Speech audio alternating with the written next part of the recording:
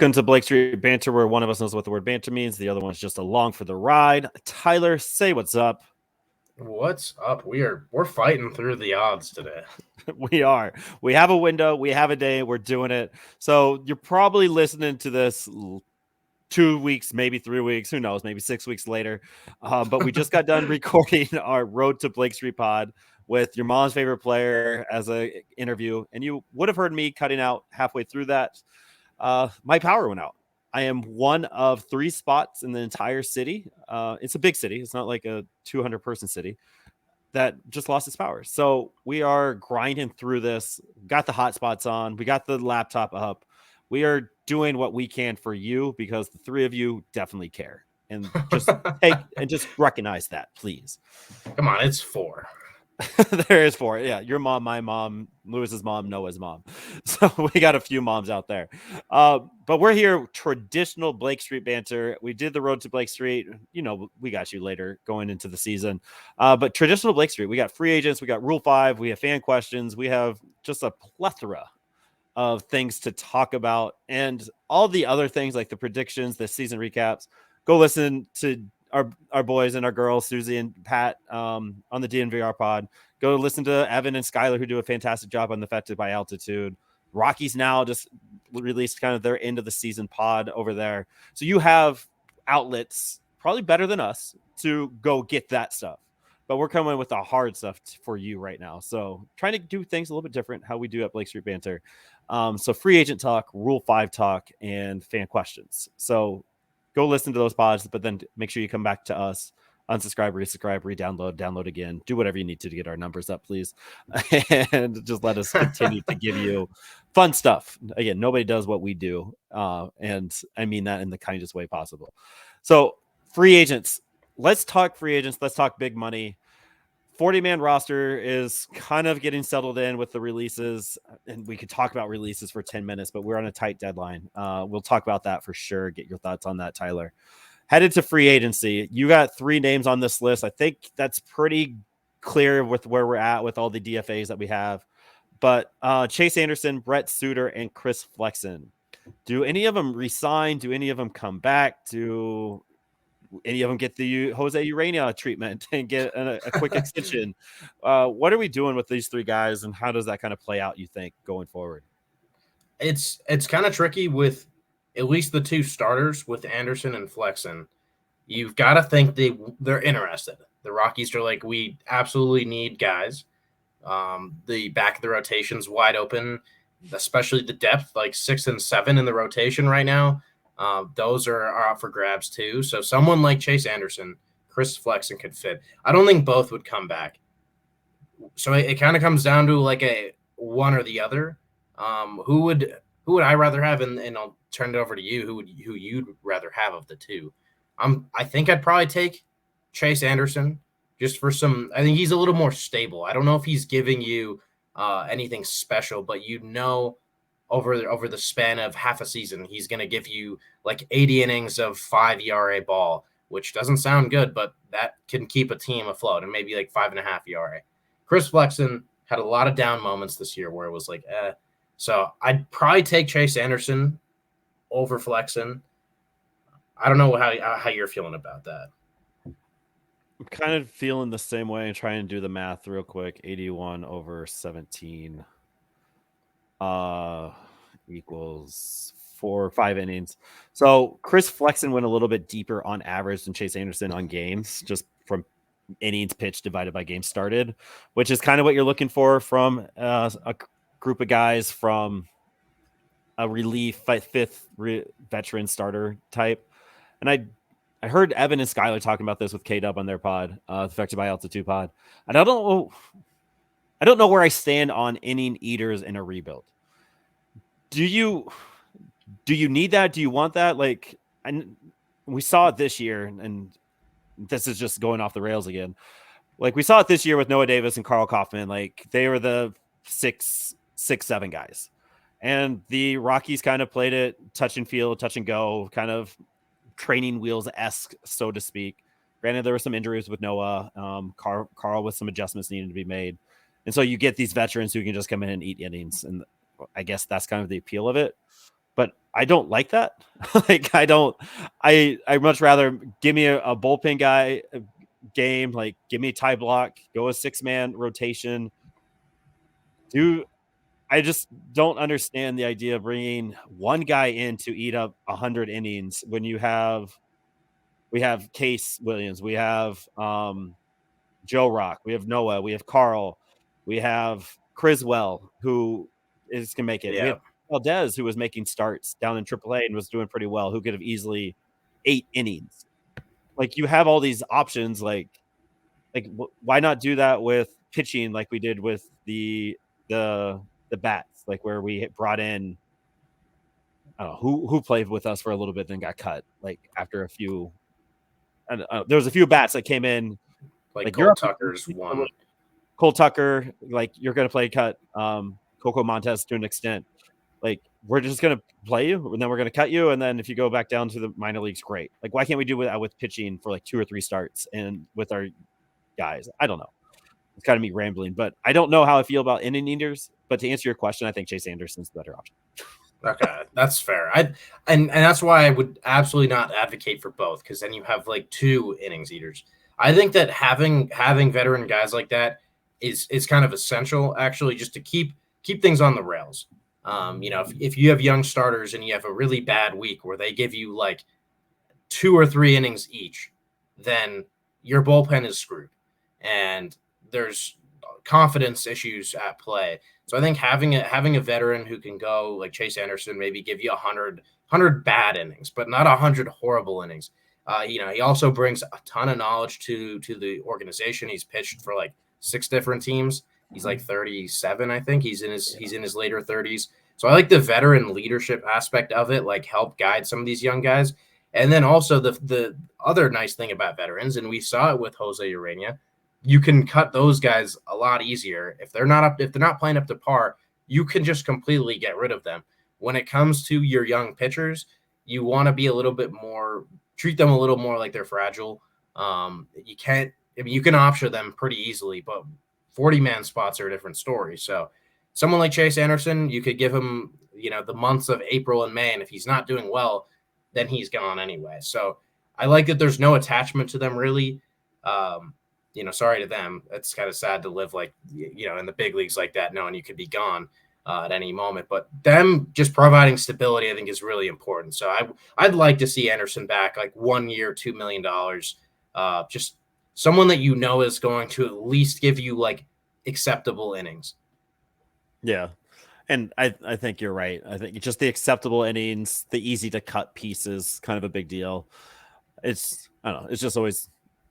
It was just on my brain. I just heard it. It's just, I Yeah, think no, you it's make a true. valid point. It's just, if you're in a rebuild, why not go see what you have and why not play around? Why not have like Noah Davis in the long relief and Carl Kaufman as a starting pitching, just kind of rotate them around their fifth start or whatever. I don't know. I think there can be some fun things that could be done with that. That's something untraditional that could be kind of fun, because I much rather see Carl Kaufman and Noah Davis getting a combined 30 starts compared to Chase Anderson and Chris Flexen getting a combined 30 starts.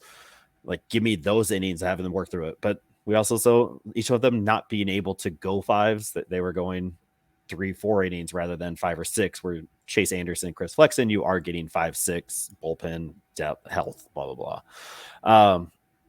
And then who's the other guy? Brent Suter. I think they bring him back, and I don't think I would be mad if they brought Suter back, the Velociraptor himself. He was a nice left-handed arm option. He was good. He understood how to pitch at Colorado. He was a good, stable arm going through, and he becomes a trade piece at July, where they could actually trade him this time. It's almost weird. Like, if they didn't trade him in July, they probably have plans to have those conversations to bring him back, but they haven't yet. So that's kind of weird how that would work, because I'm sure somebody could have used him in July at that deadline. Yeah, I think that almost speaks to them, what their intention is, that they didn't Right? trade him. We've seen it with John Gray. They thought they could re-sign John Gray, and they didn't. And that could easily happen here. I'm sure that the reason an extension has not happened is because Shooter and his representation want to just see, is someone going to give us like a lot of money? Right. Otherwise, I think the Rockies are going to be right there trying to talk to him, say, hey, like a 1-and-1 deal, like let's do a 1-year contract with an option or something like that, so that we have a chance of having you in 2 years, and it gives you a little bit more guaranteed money. When you think about it, he was the second, third best reliever on this team last year. He was somewhere in that. There was Jake Bird, Justin Lawrence, and Brent Suter. That was one of the best trios in the bullpen the Rockies have had in a long time. And it was sad to see the wheels come off at the end of the season. Like Lawrence was blowing saves left and right. Jake Bird was just gassed. I mean, he pitched 89 innings, Jake Bird. But Brent Suter kind of stayed consistent the entire time. And I think for that reason, he almost deserves a little bit more cred for what he did. He very consistent the entire year. Of course, all those guys started insanely well. And I think that's another reason you got to try and get that rotation a little bit stronger, because that bullpen was one of actually the best in baseball early in the season. And things really tailed off because they were having to pick up way too many innings. Yeah, that's not something But that's going to lead to success. I mean, like to what you're saying, that he was consistent the entire way. 3.44 ERA. No, there we go. 3.38 ERA. Very similar numbers to what he had in Milwaukee. In 2022, he had an ERA of 3.78, and then 2021, 3 ERA. His whip was actually down for Colorado compared to his time in Milwaukee. His home run rate was down with his time in Colorado. So maybe this is the summarization: 150 plus ERA plus compared to 107 and a 135 and a 146 in Milwaukee.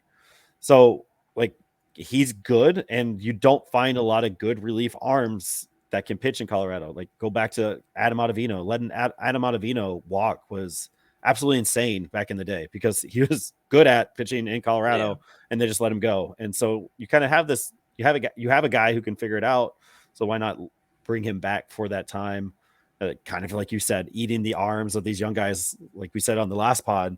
You have Victor Vodnik, you have Evan Justice, you have Gavin Hollowell, who are all going to make impacts at that major league level.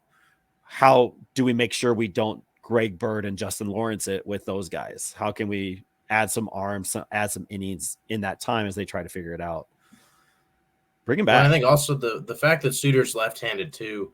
Lucas Gilbreth is coming back. He has shown some promise in the past.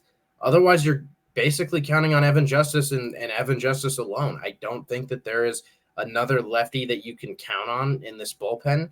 And that's another reason that clearly they want to bring him back. So I hope of all the three free agents, I really do hope he's back. He can be your third or fourth best reliever. He can be maybe your best left-handed reliever. And there's a lot of value in that. I know we don't like spending money on bullpens. We've seen that happen. Those were the dark. That's what led to the dark days of the Rockies, frankly. Right. But spending $6 million on a reliever in a season is not the end of the world. And the Rockies did it with kind of Brad Hand, but Pierce Johnson got a semi-decent contract for Pierce Johnson's interests. And it turned out well for the Rockies. He didn't pitch great, but he was a good pitcher, and the Rockies got a pretty quality return for him. So spending little bits on the bullpen is something you can do. So hoping to see Suter back would be very open to Chase Anderson coming back too. Yeah, Brad Hand, I could see also being signed back again. I think he liked his time in Colorado and that lefty piece coming in. Pierce Johnson could probably be signed again too. Just the Colorado connection. I think he liked his time here too. So it could be wild. We could just run it back in a different way and just trade him again and just repeat the process and just continue to fill the prospects with new arms from these franchises. It's going to be interesting how they kind of build the rotation and the arm barn going forward. Like there are a lot of good pieces, but how do we support them going forward with it? Because it's gonna be a crapshoot in April, like with who's where, who's doing what. Because I think the offense is pretty set. You pretty much know, barring any injuries, you kind of know what's going to be there, minus an outfield spot. I'm curious, maybe again not on a rundown, but like Michael Tolio and Nellaris Montero, like they're kind of playing for their lives, so to speak, in a less dramatic way right now. Like playing for their lives. Like what do they do with them? Like Montero had a great end of the season, but was that enough of a sample size to prove to the front office that he should stick around and play first along with KB. You got Hunter Goodman, who's also in there. Tolia struggled mightily throughout the whole season. Is there enough there to see what he has and bring him back, or is he one of those cuts that they're gonna have to decide to make? But beyond that, I think everything's pretty straightforward about who's the starter at each position, minus left field. I think it's pretty clear. It's going to be interesting what they do. Yeah, I agree. And if I did my math correctly, I kind of tried to hustle this. Right now, I think there's 34 guys on the 40 man. That does not include, you're going to have those 3 free agents. So basically 31 guys.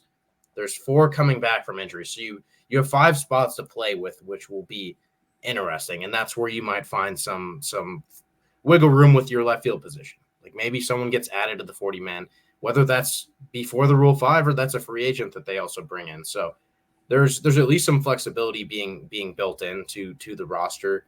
But Yeah. I think that's a good segue into this Rule 5 that the Rockies, again, have basically 5 spots to work with. That includes the free agents. It includes the guys on the 60-day injured list who are coming back. So the Rule 5, they have 5 spots. Are they going to protect 5 guys? Probably not. But who can they protect? And this is something I was kind of confused about this even until like a month ago. I really wanted to make sure I figured it out.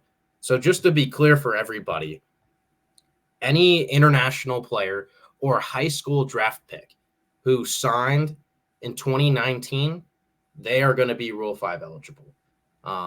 Any college player from the 2020 draft will be Rule 5 eligible. And of course, anything before them. So there's a fair amount of names in the mix to be added. And the Rule 5 is so, like, I've been doing this 3 years, 4 years with you. It seems like there's always a question mark in there. There are some names on this list too that, all right, are they major league ready? What did the Rockies see in them? Like there was a few surprises last year, like they didn't save them, like, or whatever, put them on their 40-man roster so somebody else going to pick them up, and then nobody else picked up the guys that we were kind of worried about. So that was kind of interesting kind of going forward. I'm looking at the 2022 before we get all up in it. The 2022 Rule 5 draft results by the major league phase. Do you remember this name? The Rockies chose Kevin Kelly from the Cleveland Guardians. Yeah, I remember it well because I was excited that they actually the Rule 5 seems like a great opportunity for them to find talent. And then they traded him on that draft day to the Tampa Bay Rays. That's why I don't remember. Yep. Fast forward a full season, Kevin Kelly with the Tampa Bay Rays with a 3.09 ERA in 67 innings. He looked really good when he was picked, and he turned out to be just as good, if not better than expected.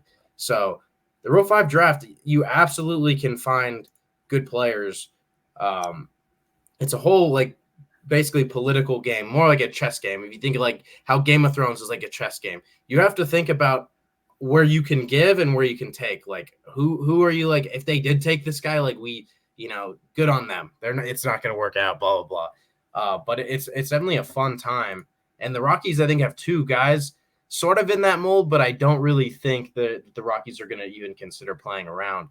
And that's Adael Amador and Yanquiel Fernandez are both Rule 5 eligible because they came in that 2019 signing period. And I think this is one of the first Rule 5 drafts to have problems with. Like fans and players, everyone should have problems with it because these guys signed in 2019. A lot of the international signings don't play in the year they're signing. So, but that year counts. 2019 counts. 2020, they didn't play. Then there's 2021, 2022, and you just played 2023. I'm trying to find my hand on the screen. That's 5 years since 2019, 5 seasons since they signed, and that's why they're Rule 5 eligible. Just so that I think, that's a whole picture that has not been clear to me for a long time. But Amador and Fernandez, 2 of the Rockies' top 5 prospects by basically any account, are Rule 5 eligible. They both touch AA. You're not going to leave guys unprotected who played at AA and who are top prospects. So, just starting this conversation off, those 2 guys will for sure be added to the Rockies 40 men. Not that doesn't mean that they're going to be, right away on the radar for the MLB roster. But we know both of them will get there eventually. But I mean, Yanquiel Fernandez does kind of spice up that left field consideration, given that now you can just bring him up anytime that is suitable for the team. And he's there. Yeah, right. Like right to that point, like, Amador and Yankiel are very similar in vein to Warmy Bernabel and Julio Carreras last year. They were two top prospects. They were added to the 40-man roster before the Rule 5 eligible in 2022, which Julio was a surprising one, but I think it was the whole protecting piece. Like, all right, you are part of that future. Kind of like we said on last pod about, is he the ultimate utility man coming in 2024 instead of maybe a Trejo type person? So it's very similar in that vein. Like, would either one of them get picked? Possibly. I don't know if necessarily they get picked, but it's more, I think this is more also of an opportunity, correct me if I'm wrong or if you think differently, of the organization showing that they believe in you to be part of their future. Like, hey, you are eligible to leave us, but we are going to sign you. We do have plans for you to be here. And so that's why we're going to add you to the 40-man. Because, I mean, Julio and Warming, great guys, great players, but they weren't anywhere near major league ready. Like, they might not be ready till 2025, but they were added to that 40-man roster coming in.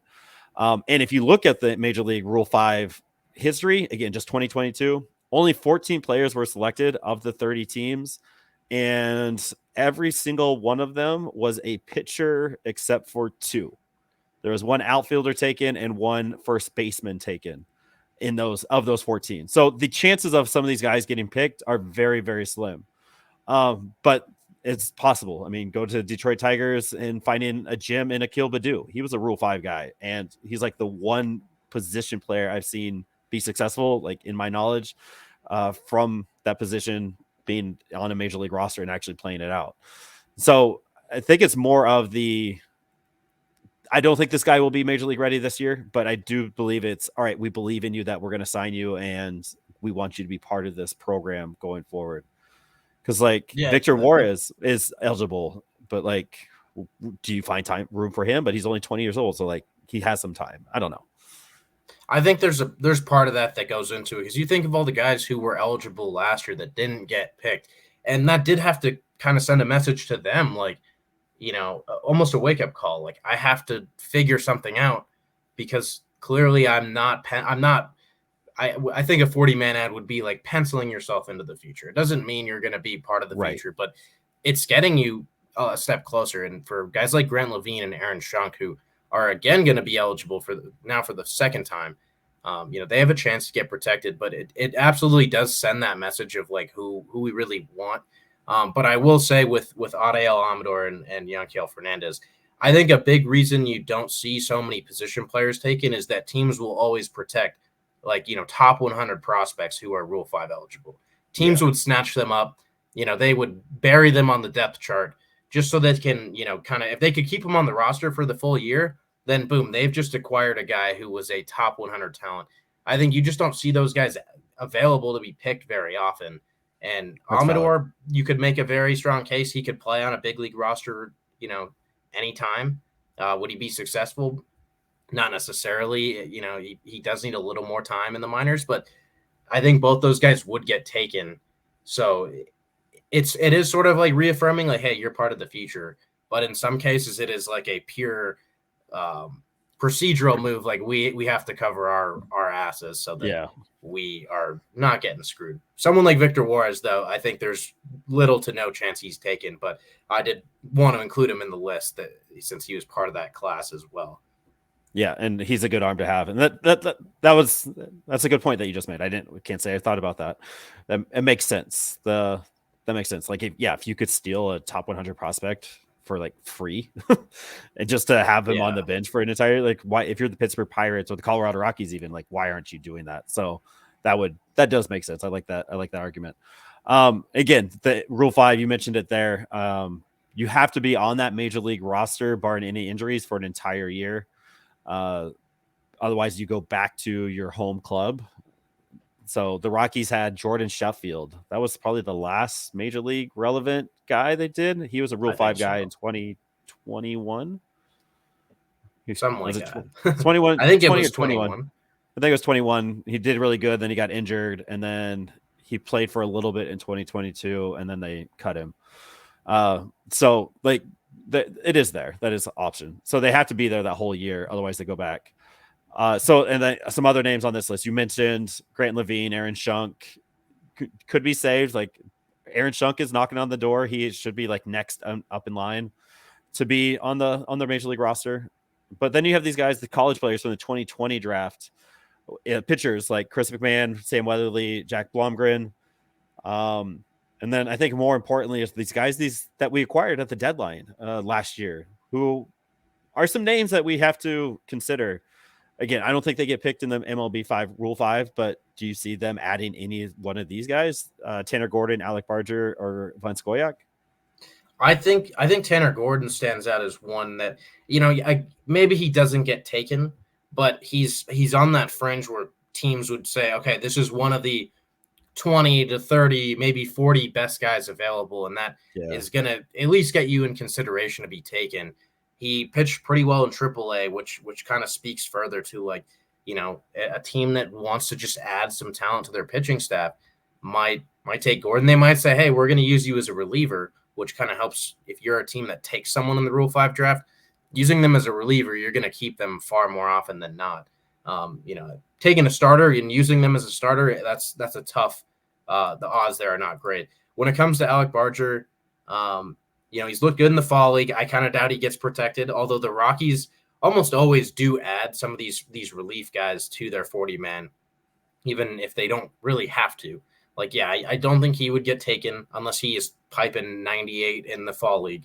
And then Connor Van Scoyoc, I don't think he'll get taken unless, again, same with him. Some team saw him in AA and was like, hey, this guy's throwing 95, 97. He's big. He's got a great breaking ball. Like, we think there's something there.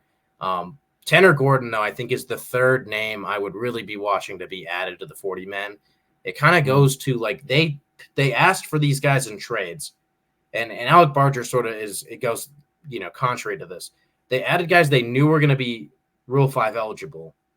That almost signals, like, barring unforeseen circumstances, they want to try and add these guys. And Alec Barger is, that 11 plus ERA and AA, kind of hanging on his reputation right now. So I don't think he'll get taken. But Tanner Gordon, I think maybe would get taken in the Rule 5 draft. And that maybe is really strong enough to say, we need to protect this guy. So I'm thinking those are the main three that get protected: Amador, Fernandez, and Gordon. But Levine and Shunk are shaping up to be those perfect candidates where a team is like, Shunk could be our backup third baseman, second baseman type of guy. Levine could be our backup first baseman. And we gamble on the upside that these young players can become, pieces of our team. So wouldn't shock me if a Grant Levine or an Aaron Shunk was also added, but just the nature of this, if a guy was already eligible once, he probably has to have done extremely well, like in the past season, to really warrant protection. So it might just be three guys added to the 40-man, but there's other candidates for sure. Yeah, I think I'm gonna agree with after all that conversation. I think I agree with those three. Tanner Gordon, he could be that kind of Jeff Criswell, Tanner Gordon are next in line. We didn't really talk about him last pod, but like he could be number 8, number 9 on the starting rotation depth chart. With there, he made 6 starts in Albuquerque. Wasn't terrible by Albuquerque standards, a 4.31 ERA with a 1.4 WHIP, which is in 6 starts, which is respectable in that league. So he might be knocking on the door, like, right? You have Carl, Noah, Joe Rock. I'm putting Joe Rock there, and then maybe Tanner Gordon. It might be as that kind of next guy up. So saving him and seeing what he has, there's a reason they traded for him. So I like that. I like that analysis. And then there's the minor league Rule 5 that happens right after it, which pretty much every team takes advantage of it. I think you keep going until you choose not to.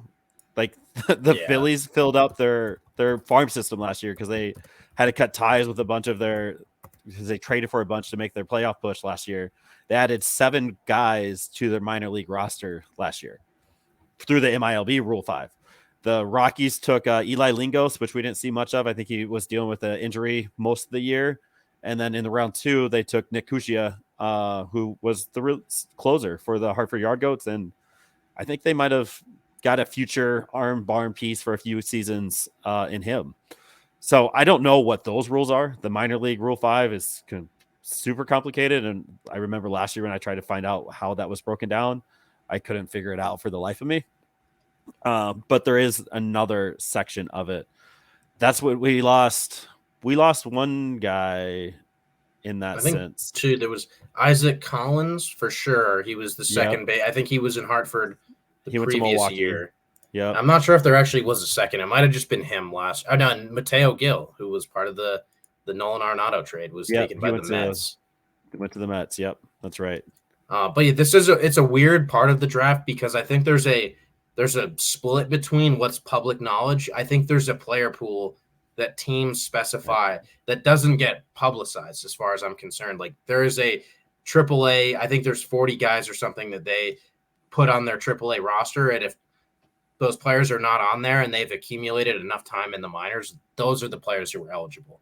And I think, yeah, year after year, it's a really good way for teams to find quality talent. And Nick Kuzia, he's going to stick around another year. Eli Lingos he was released last week or 2 weeks ago.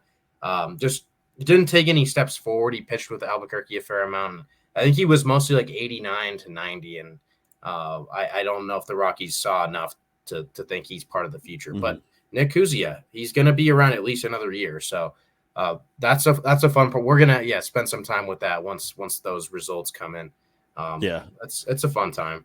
Yeah, we were trying to figure out the timeline a while ago, but like mid-November is when all the rosters kind of have to be set, and then you kind of get the list for the Rule 5, and then I'm pretty sure Rule 5 happens like right before Christmas time, the actual draft. I can't find the date they're going to do it here. Is it during the winter meetings? Maybe.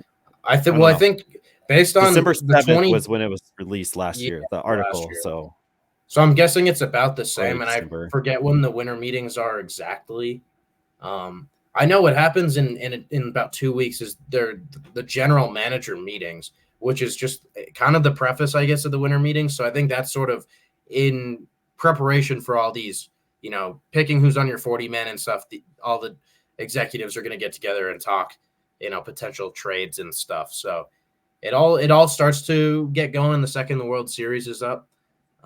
Yep. So we've got a lot. The date on that. Winter meetings happen December 4th through the 7th in Nashville this year.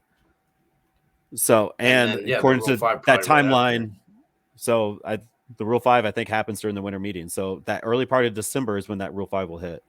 So we'll definitely be following it. We'll definitely be covering it. So we'll let you all know. We'll do our thing. You got time for a few fan questions? Oh, let's get into that. Yeah, again, quite quick time crunch. My laptop is at 28%. Tyler's got some adult things to go do, so we're gonna get this in. We asked for your questions, we're gonna do it. So next year's bullpen predictions from friend of the pod, right, Skylar? You definitely did more research in this stuff, and you're definitely the expert. I'm just kind of hanging around. I think I'm gonna give my little bit, and you can give yours. I think speaking from the prospect who's like next up in line, I think you're going Victor Vodnik. I think he makes the opening day roster. I would love for them to lean into Gavin Hollowell a little bit more. I don't know if they've really quite given him the shot that I think he deserves. He just consistently be in there. And then Evan Justice is also going to be part of this bullpen. Yeah, I think I definitely agree on Justice because of that left-handed quality. And kind of the predicament that I stumbled into with these young guys, you have Vodnik, you have Justice, and Hollowell, and I don't know if all three of them, and Justice again gets a little bit of an edge since he's left-handed. I don't know if all three can make the roster. For me, the guys I listed out to kind of answer your question directly, Skylar, Justin Lawrence, Jake Bird are locks, of course. I think Tyler Kinley, of course, is a lock as well. I mean, there's some interesting stuff there since he's a veteran, didn't have a great year, but obviously was coming back from like a serious arm injury. I don't think it was Tommy John. That gets talked about. I don't think he had Tommy John surgery.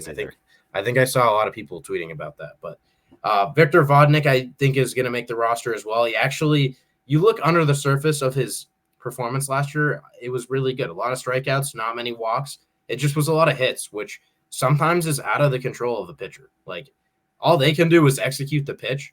They can't control when a guy barely gets his bat on the ball and there's a bloop single or something like that. So I think he actually performed well last year, did what he had to do to really cement himself on this roster, assuming he does okay in spring. Then Evan Justice, Lucas Gilbreth is a bit of a, I think we mentioned him a little bit earlier. That's kind of a question mark because he is coming off Tommy John. That might not be a opening day on the roster kind of guy. You just never. Everyone's a little different with Tommy John. I think it'll be about a year in spring training. I think he had it in spring training last year. So he's maybe on the roster. Nick Mears, I think, is a lock. Also, well, I guess lock. I'm using a little too flexibly. I think Nick Mears has a really good shot to make the opening day roster. And then Gavin Hollowell would be that eighth guy for me. And I'm saying all this with in mind. I just think something is going to happen with Daniel Bard that is not let's go about business as usual. We know his history. We know what happened this year. We also know he is an extremely valuable person in the bullpen, in the clubhouse. He has coached for several years. He took time off and coached. I would love to see him transition back into a role like that. He still has the arm talent. He's still pumping 95 to 98, but just I almost hope for his sake because mentally it seems like a lot to be going through when you've already had this history. You're working on unstable ground. I almost am hoping that, and I would love to see him come back and pitch well next season, but I'm almost hoping that something unorthodox happens with him and that he's not in the opening day bullpen next year. Although if he plays and everything, he's kind of a lock just for his contract status. So that's sort of what I'm thinking. That doesn't include Brent Suter either. Don't want to assume he resigns. If he does, then that might push Evan Justice to AAA. Lucas Gilbreth, if he's healthy, has the inside track over Evan Justice, and Brent Suter gives you that second lefty. So there's a lot to work with. But those names, I'll run them off again. Lawrence Bird, Kinley Vodnik, Justice Gilbreth, Mears, and Hollowell. It's kind of my best guess at it right now.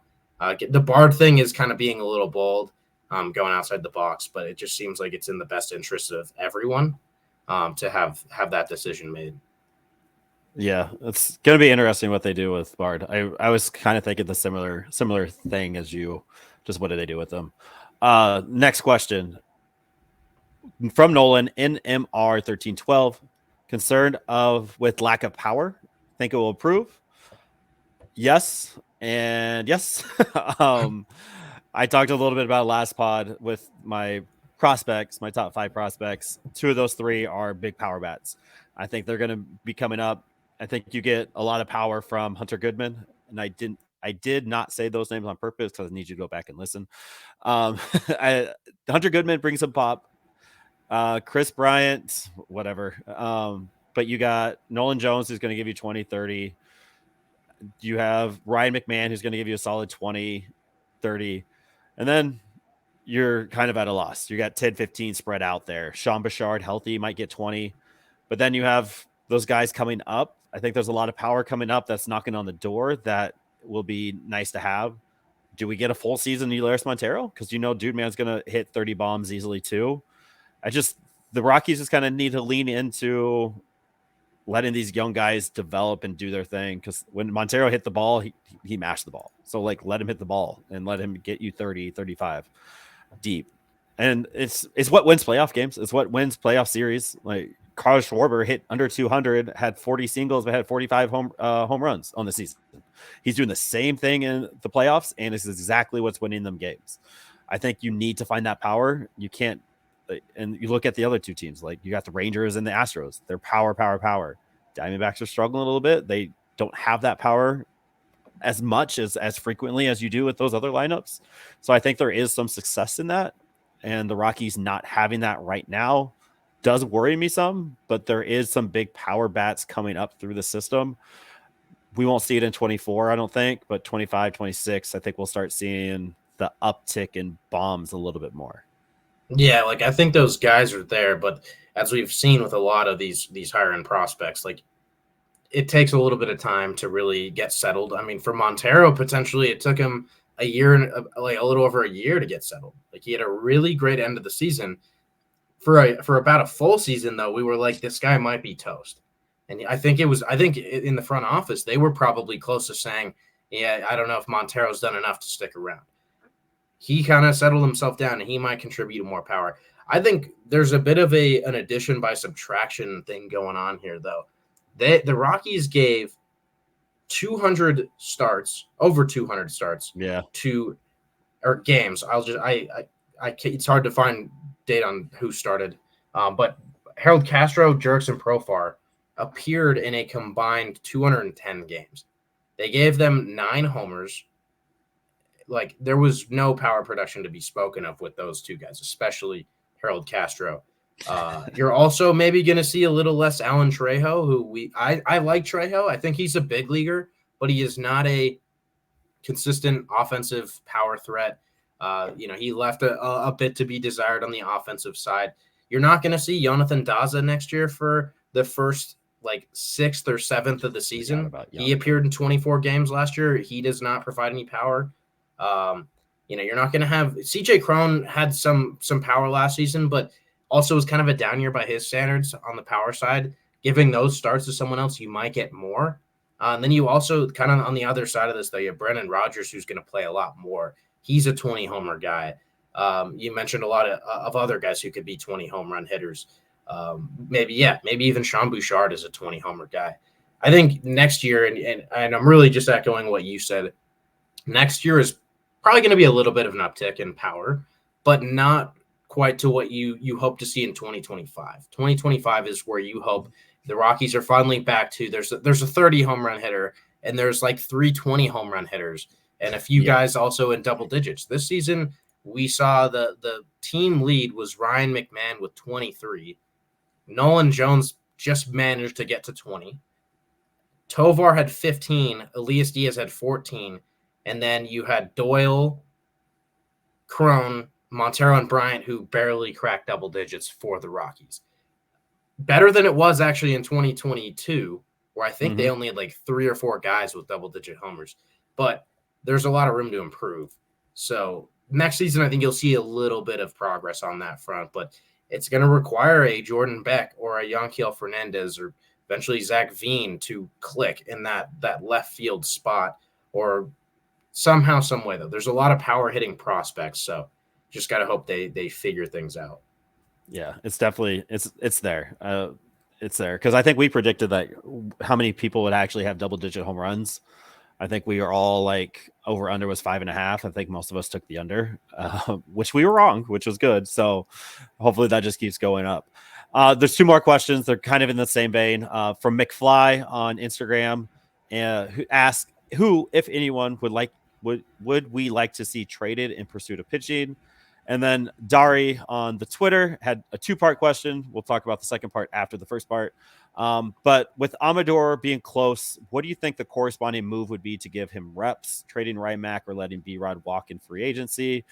It's kind of a 2-part question. I'll just let you handle this because it looks like you put some thought into it, and I would just ramble. And I know we're time crunching. I'm at like 18% battery life. So you do your thing, and then we'll end with Dari's first part of that question, and we'll call it a wrap. Try to give this, like five or less minutes. We'll see if I can do that. I'll start off by saying I like that the Rockies usually don't turn to their prospect pool to make this happen. I think you could end up kind of just keeping yourself even more so in the same position if you traded Zach Veen or Jordan Beck or multiple of these guys to try and go get a good pitcher, because chances are that pitcher is not going to perform as expected. Like, yes, the Rockies should invest a little bit more into pitching, do some kinds of trades, but I like that they're holding their high-end prospects out for the most part. But I think with that said, and we've talked about this not directly, how many outfield bats there are. You have Veen, Yanquiel Fernandez, Jordan Beck, Sterling Thompson technically counts into that. And then you also have your young duo of Nolan Jones and to an extent Brenton Doyle, who did at least earn himself more time on the MLB roster. You have so many guys in this outfield. And Benny Montgomery, too. Forgot about him. He's coming through. Throwing Daniel Antonio in there, too. Maybe, but I just don't think he's fetching anything in a trade. Like those other guys, they're top 100, borderline top 100. You could trade one of them and get a mid-rotation starter. So, I mean, there are other guys, though, like even Sean Bouchard, who has built himself a fair amount of trade value, but he's also in the mix, even though he's not like a a top prospect. Hunter Goodman too, same deal. There's so many of these guys who they're going to contribute in that outfield. There's not enough space for nearly all of them. So the idea of trading one, I could get behind that. I don't want to trade two or three because then you're back to, again, like now these guys have to click because we don't have the opportunities outside of that. If they were to trade Jordan Beck, he's one of my favorite prospects in the system, and they trade him and go get a guy who is now their number 2 starter behind Kyle Freeland, I think that'd be a pretty great idea. I think what everyone wants to hear, though, is Brendan Rodgers. I think that's sort of the logical move. He is not on an extension like Ryan McMahon, so it's an easier contract to trade. There's a lot of upside. He still shows like, hey, I can hit the ball like 115 miles an hour, like very few players can. I won a Gold Glove at second base. Rodgers is the logical guy to dangle in a trade. The one issue I have with that is his value is as low as it can really get. He just had an injured season. Yeah. He wasn't great offensively in 2022 when he was mostly healthy. So you'd be trading him, I think, well below his talent level, like in terms of the value you'd get back. So that's why I prefer, actually, in this case, the prospect route than Rodgers. I think you can cross the Rodgers bridge next season. I think you'd just be shooting yourself in the foot. You got to hope that Rodgers can put in a borderline all-star season. And then next year you have a good problem where you have Amador ready, completely ready. You have Rodgers, you have McMahon, and anyone else who might be in the mix in the middle infield. So I think this year would be wise to take a small package of prospects and try to get a solid major league starter, someone who can be the Rockies like number 2, number 3, number 4 starter. We all know they clearly need that. Yeah, and that would be kind of a refreshing thing to kind of add to what Billy Schmidt's trying to build up right now. It would be kind of nice, like, for that to happen, because the Rockies don't do that. It's always try to hope that we have homegrown talent, and then we add a free agent or two to eat up innings, kind of like what we talked about earlier.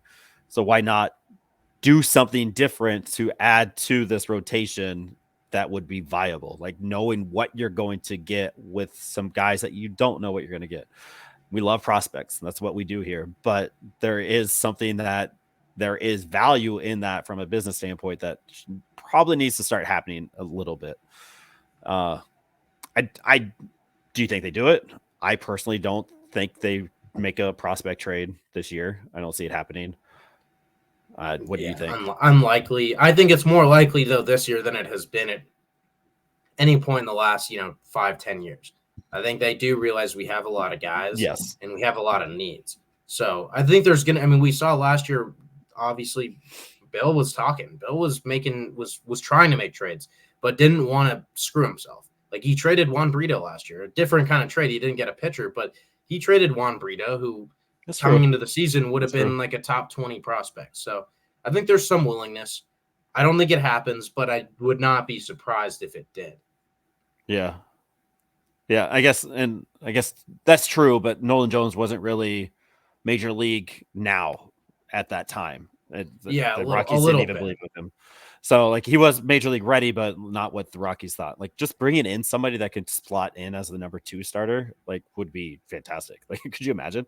Yeah. Like, hey, we traded somebody, and now we have a guy that we count on. Like, Kyle Freeland's going to give you, solid starts every time he goes out. And so adding somebody right behind that would be awesome. And then with my 10% left on my battery life, let's end it with Dari's question. The black vest. I just deleted the tweet. But she's like, why did we get rid of them? Where did they go? Do we see them again? I mean, they're iconic. They should be up constantly in this team store. Everybody should have one. As I speak, I don't have one, but I know James, one of the founding 3, has a Tulo vest that he loves and adores. Like, they're a top 5 jersey of all time across all the boards.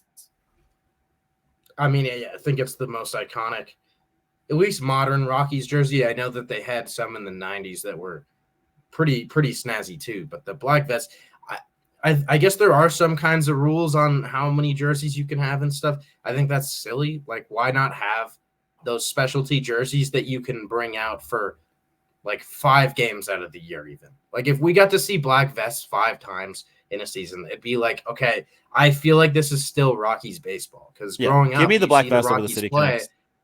Oh yeah, 100%. I mean, the City Connects are. I like that they're not the basic, purple pinstripe, white home uni or the grays. I like that they're not that, but also the black vests were like super cool. And with that, I didn't mean to cut you off. My whole thing was a little laggy there. But Dari actually emailed Dick Monfort, and he responded and said that they are working on something in the works. I'll try to get a picture of the email out later on the BSB account. But there might be coming back to kind of what we were saying, like you just said, 5 times a year. Absolutely. Like the Philadelphia Eagles had that Hunter Green jersey last night with the old school eagle. That was sick. So like, could the Rockies do that with these black vests? And nobody's going to be mad. Not one That person would in be Colorado Rockies amazing. history is going to be bad. So maybe Dick is listening to us a little bit. I don't know. We'll see. He still hasn't responded to my email about coming on the pod, but that would be fantastic. So, Mr. Dick, if you are listening, holler. But yeah, I'm about to die, so we're gonna crash. We're gonna crash the party now. In the party now. Thank you for listening, Blake Street Banter. We are here. We will be back in and out. Keep being patient with us. We'll keep trying to do what we can, and go Rocks. Woo!